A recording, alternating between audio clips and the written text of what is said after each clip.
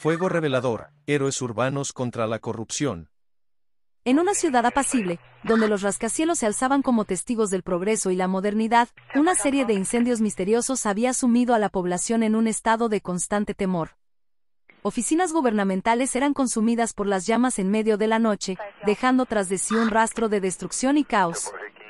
La población estaba desconcertada y la presión sobre los servicios de emergencia se incrementaba con cada nuevo incidente. La policía, los bomberos y los paramédicos se encontraban en alerta máxima, trabajando incansablemente para descubrir la identidad del piromaníaco que amenazaba la paz de la ciudad. La tensión en las calles se palpaba mientras los líderes de la comunidad exigían respuestas y soluciones inmediatas. El detective Alejandro Mendoza, experimentado en casos de crímenes violentos, se encontraba al frente de la investigación. Sus ojos cansados reflejaban la presión que sentía para resolver este enigma.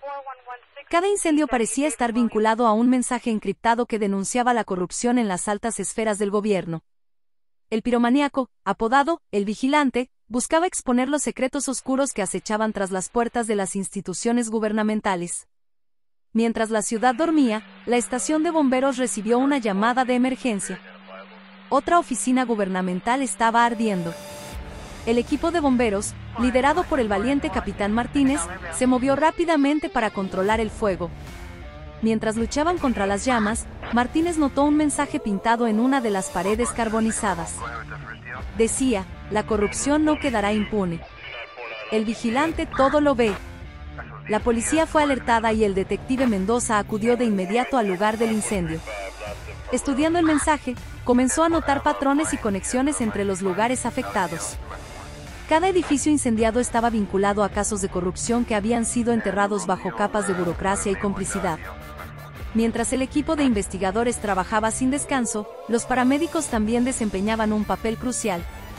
La enfermera Carla Díaz, experimentada en situaciones de crisis, atendía a las víctimas afectadas por el humo y las llamas.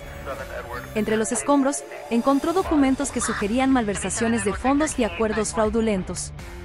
La conexión entre los incendios y la corrupción gubernamental se volvía cada vez más evidente. La ciudad se convirtió en un caldero de descontento, con protestas y marchas exigiendo transparencia y justicia. El alcalde, bajo una presión abrumadora, instó a la policía a resolver el caso lo más pronto posible. Mendoza y su equipo intensificaron sus esfuerzos, analizando cada pista con meticulosidad.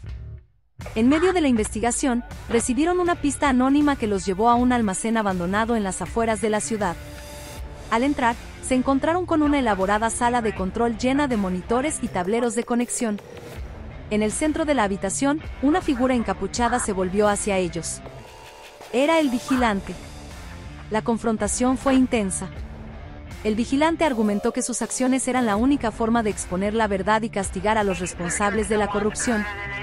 Mendoza, sin embargo, defendió la importancia de la ley y el orden, instando al vigilante a entregar la información que tenía para que pudieran llevar a los culpables ante la justicia de manera legal.